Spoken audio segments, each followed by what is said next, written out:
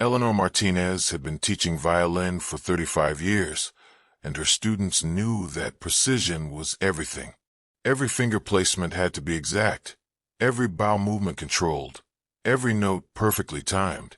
What her young musicians didn't know was that those same gentle fingers had once opened the world's most secure safes during 15 years as the most skilled safecracker the FBI had ever employed.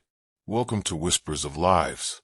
Before we begin this incredible story of a beloved violin teacher whose delicate fingers once cracked the most impenetrable safes for federal law enforcement, tell me in the comments where you're watching from today.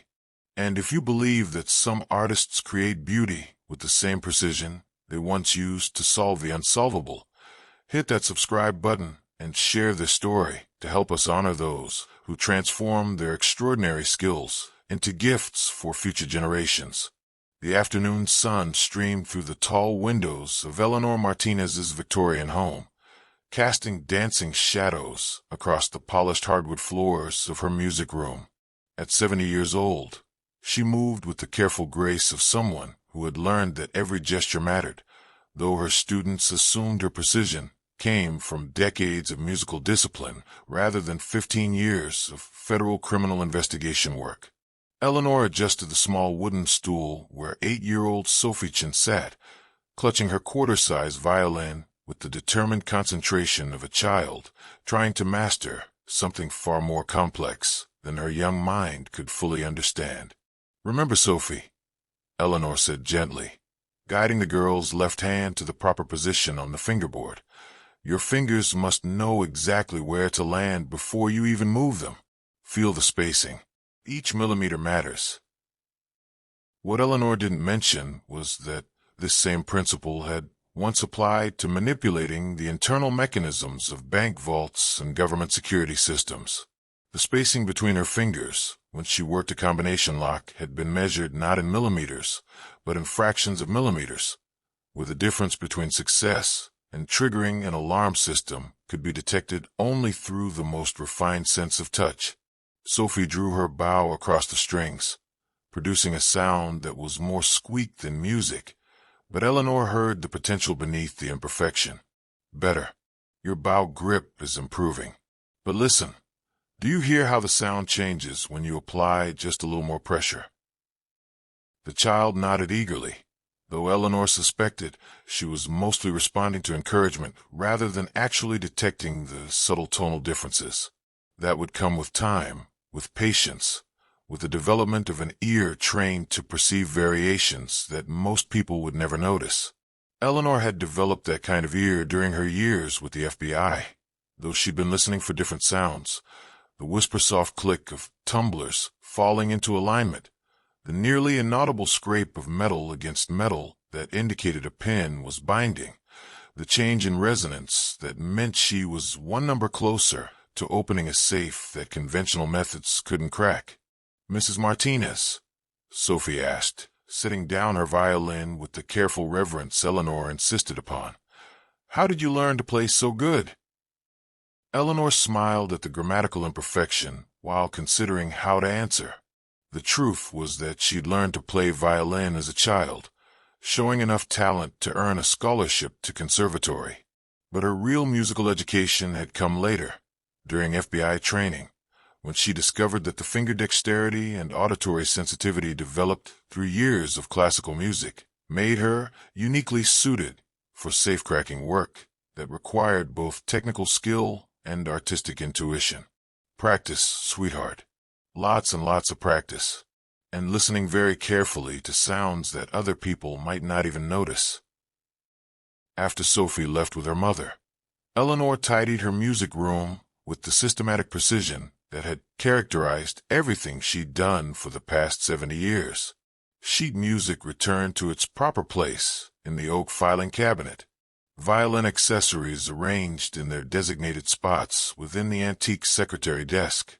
The day's earnings, modest fees from 4 different students, counted and recorded in the ledger she kept with accounting accuracy that would have impressed federal auditors. The room itself was a testament to Eleanor's dual nature, though most visitors saw only the musical aspects. The walls were lined with instruments, violins, violas, and cellos in various sizes to accommodate students from age 4 to adult. Sheet music filled custom-built shelves organized by composer, difficulty level, and musical period. A baby grand piano occupied the room's center, its surface covered with metronomes, tuning forks, and other tools of musical instruction. What casual observers didn't notice was that every window in the room was secured with locks that would challenge professional locksmiths. The house's security system was far more sophisticated than necessary for a retired music teacher, and the antique secretary desk where Eleanor kept her teaching materials concealed a hidden compartment that still contained tools she hadn't used in 20 years, but couldn't bring herself to dispose of. Eleanor's transformation from federal safecracker to violin teacher hadn't been immediate or easy. After 15 years of working with law enforcement agencies, helping the FBI access evidence locked in criminal safes, assisting the Secret Service with security assessments, consulting on cases where her unique skills could mean the difference between solving a case and letting criminals escape justice, she'd reached a point where she needed to step away from the world of crime and punishment. The work had been fulfilling in its own way. Every safe she'd opened had potentially protected innocent people from financial fraud, drug trafficking, or worse. Every security system she'd helped design had made government facilities more secure. Every consultation she provided had given law enforcement tools they needed to fight increasingly sophisticated criminals. But the constant exposure to the worst aspects of human nature had gradually worn her down. Not the technical challenges. Those had remained intellectually stimulating throughout her career. It was the context that had become difficult to bear. Opening safes that contained evidence of child exploitation, cracking security systems that protected information about domestic terrorism, working in environments where trust was rare and deception was assumed. Music had been her refuge throughout those years, and when she'd finally retired from federal service, it had seemed natural to return to her first love. Teaching violin allowed her to use her skills for creation rather than investigation, to work with young people who saw possibility rather than threat, to spend her days surrounded by beauty rather than evidence of criminal behavior. The afternoon's second student was 12-year-old Marcus Thompson, who'd been studying with Eleanor for 3 years and showed genuine promise. His technical skills were advancing rapidly, but Eleanor was most impressed by his developing musical sensitivity, his ability to hear subtleties of intonation and phrasing that suggested real potential for professional musicianship. "Marcus, let's work on the Bach today," Eleanor said, retrieving his music from a filing cabinet. "Remember what we discussed about the trills? They're not just decorative. They're architectural elements that support the entire musical structure." As Marcus began to play, Eleanor listened with the concentrated attention she'd once brought to the sounds of mechanical precision. The boy's left hand was developing strength and accuracy, his shifts between positions becoming smoother and more confident. His bow technique still needed refinement, but his musical instincts were maturing beautifully. "Excellent. Now in measure 16, listen to how the harmony changes. Do you hear how that affects the character of the melody?" Marcus paused, replaying the passage silently in his mind before responding. "It gets more serious, like something important is about to happen." Eleanor nodded approvingly. The boy was learning to perceive musical logic, to understand how technical elements served expressive purposes. It was the kind of analytical thinking that Eleanor had always valued, whether applied to music or to the mechanical puzzles she'd once solved for federal agencies. Exactly right. Bach wasn't just writing notes on a page. He was creating an emotional journey. Every technical choice serves the larger artistic purpose.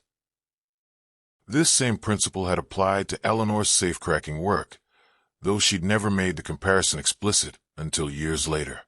Every manipulation of a lock mechanism had served the larger purpose of accessing information that could protect innocent people or bring criminals to justice. The technical mastery was never an end in itself. It was always in service of something more important. As the afternoon progressed, Eleanor worked with two more students, a teenage girl preparing for youth orchestra auditions, and an adult amateur who had taken up violin as a retirement hobby. Each lesson required different approaches, different explanations, different levels of technical detail and musical sophistication. With the teenager, Eleanor focused on performance anxiety and the mental preparation necessary for high-pressure auditions. With the adult student, she emphasized the pure joy of musical expression over technical perfection, encouraging exploration and creativity over rigid adherence to formal techniques. Both conversations drew on insights Eleanor had gained during her federal career, though she was careful never to make those connections explicit. The mental discipline required for high-stakes performance was something she understood intimately. The importance of finding personal fulfillment in challenging work was a lesson she'd learned through years of balancing technical demands with psychological sustainability. By evening, Eleanor was alone in her Victorian home, preparing for what had become her favorite part of each day, her own practice time. Despite decades of professional musical activity, she still maintained a rigorous personal practice schedule, working through technical exercises and exploring repertoire that challenged her continuing development as a musician. Tonight she chose Bach's Partita No. 2 in D minor, one of the most technically demanding pieces in the violin literature. As she tuned her instrument, a beautiful 19th-century German violin that had been her companion for 40 years, Eleanor felt the familiar anticipation that preceded engagement with music complex enough to require her complete attention. The opening allemande began with a simple melodic statement that gradually revealed layers of harmonic and contrapuntal complexity. Eleanor's fingers moved across the fingerboard with the precision of someone who had spent decades developing sensitivity to minute variations in pitch and timbre. Her bow technique demonstrated the control that came from understanding exactly how pressure, speed, and angle affected sound production. Playing Bach always reminded Eleanor of the mathematical beauty underlying both music and mechanical systems. The logical progression of harmonic sequences was similar to the systematic exploration of locked mechanisms. Both required understanding the relationship between individual elements and larger structural patterns. She was halfway through the challenging Chaconne movement when she heard the sound that made her freeze mid-phrase. It was barely audible, the kind of sound that most people would dismiss as house settling or wind in the trees. But Eleanor's ears, trained through decades of listening for subtle mechanical sounds, recognized it immediately as the soft scrape of metal against metal that indicated someone was manipulating the lock on her back door. Eleanor set down her violin with practiced calm and moved to the window that provided the best view of her backyard. In the darkness, she could see two figures working at her back entrance, professionals, based on their coordinated movements and the speed with which they were progressing through her security measures. Most 70-year-old women would have called 911 immediately. Eleanor did eventually make that call, but first she took several other actions that reflected 35 years of law enforcement experience, combined with 15 years of federal safecracking expertise. She activated the silent alarm system that would alert both local police and a private security firm she'd retained specifically for situations like this. She retrieved a device from a hidden compartment in her secretary desk, a small electronic scanner that would detect and record any radio communications the intruders might be using, and she positioned herself in the music room where she could observe their approach while remaining concealed behind the baby grand piano. Through her advanced security system, Eleanor could see that the intruders had successfully bypassed 3 different locks and were now working on the more sophisticated electronic system that protected her main living areas. They were good, better than most criminals she'd encountered during her federal career, but they were also operating under assumptions that were about to prove very incorrect. The first assumption was that a 70-year-old violin teacher would be an easy target, someone who would be terrified and helpless when confronted by professional thieves. The second assumption was that her Victorian home contained valuable musical instruments that could be quickly stolen and easily resold. The third assumption was that she would be asleep and unaware of their presence until it was too late to respond effectively. All three assumptions were wrong. Eleanor had been awake because serious musicians often practiced late into the evening. Her home did contain valuable items, but they weren't the antique violins the thieves were probably expecting. They were much more interesting from a law enforcement perspective, and far from being helpless. Eleanor was analyzing their techniques with professional curiosity while preparing responses they definitely weren't anticipating. The electronic scanner she'd activated was picking up radio chatter that confirmed her assessment of their skill level and revealed information about their planning.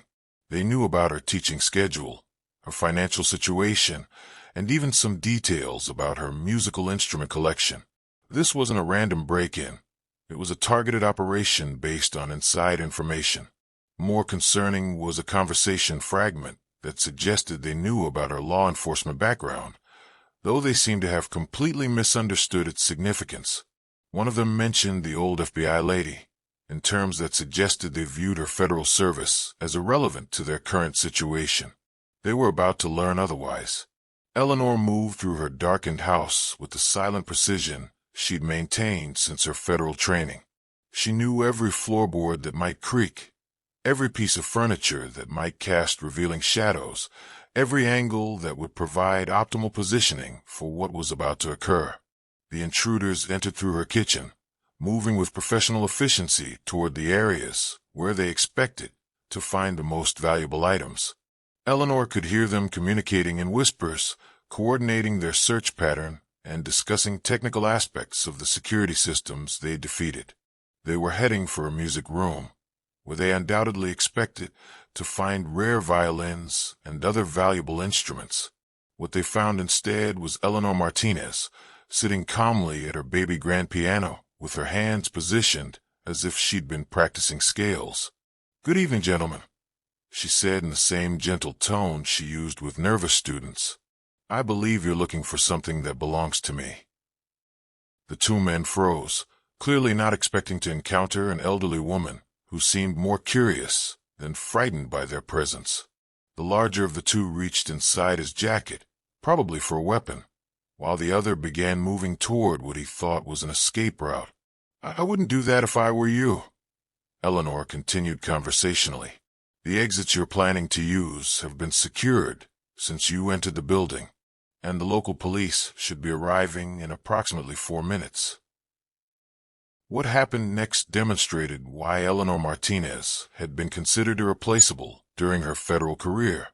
Her assessment of their entry route had allowed her to predict their movement patterns. Her knowledge of her own security systems had enabled her to control their access and egress options, and her understanding of criminal psychology had prepared her for their likely responses to unexpected resistance. The smaller man tried to run back toward the kitchen, only to discover that the electronic locks had re-engaged behind them. The larger man attempted to intimidate her with threats and aggressive posturing, not realizing that Eleanor had faced far more dangerous opponents during her law enforcement career. "Gentlemen," Eleanor said, rising from the piano bench with unhurried dignity, "you've made several miscalculations this evening. First, you assumed that my age made me vulnerable. Second, you believed that my profession made me naive about criminal behavior. Third, you thought that retiring from federal service meant I'd forgotten how to handle situations like this." She moved toward the secretary desk, ignoring their continued attempts at intimidation, and retrieved an item that made both men step backward involuntarily. It wasn't a weapon. It was her federal credentials, retired but still impressive in their leather case. "My name is Eleanor Martinez, and for 15 years I was the FBI's primary consultant for safecracking and security system analysis. I've worked more criminal cases than most agents see in entire careers, and I've encountered thieves far more sophisticated than either of you." The credentials were impressive, but what really captured their attention was the calm authority in her voice and the professional competence with which she was managing the situation. This wasn't the frightened elderly victim they'd expected. This was someone who had handled far more dangerous circumstances as part of her regular job responsibilities. "Now," Eleanor continued, "you have two choices. You can continue with whatever plan you had for this evening, in which case you'll be dealing with both local law enforcement and federal agents who will be very interested in how you obtained information about my background and my home. Or you can sit down quietly and wait for the police, in which case I'll recommend that they treat this as a simple breaking and entering rather than part of a larger criminal enterprise." The sound of sirens approaching made the decision for them. Both men chose to surrender rather than face whatever complications Eleanor might bring to their situation if they continued to resist. As local police took the intruders into custody, Detective James Wilson approached Eleanor with a mixture of respect and curiosity. "Ms. Martinez, I have to ask, how did you know they were coming? And how did you manage to control the situation so effectively?" Eleanor smiled the same gentle smile she used when students asked how she'd learned to play violin so well. "Experience, detective. Lots and lots of experience. And listening very carefully to sounds that other people might not even notice." The investigation that followed revealed that the two men were part of a larger operation targeting retired federal agents, apparently under the theory that former law enforcement personnel might have valuable information or artifacts from their careers. They had specifically researched Eleanor's background, but had focused on her age and current occupation rather than understanding what her federal service had actually involved. It was a costly mistake. The information they'd gathered through electronic surveillance provided federal investigators with leads that helped break up an entire network of criminals who specialized in targeting former government employees. Eleanor's role in the investigation was minimal. She provided her statement, turned over the recordings from her electronic surveillance equipment, and answered a few follow-up questions. But the incident reminded her that some skills, once learned, never entirely fade away. The next afternoon, her regular students arrived for their lessons as scheduled. Sophie Chin struggled with her bow grip. Marcus Thompson worked on his Bach. The teenage girl prepared for auditions, and the adult amateur explored the joy of musical expression. None of them asked about the previous evening's excitement, though Eleanor suspected some of their parents had heard about the break-in through local news coverage. She appreciated their discretion and their continued focus on musical development rather than sensational events that had nothing to do with violin technique. "Mrs. Martinez," Sophie asked during her lesson, "why do you always know exactly where my fingers should go, even when I can't hear what's wrong?" Eleanor considered the question while adjusting the child's hand position on the fingerboard.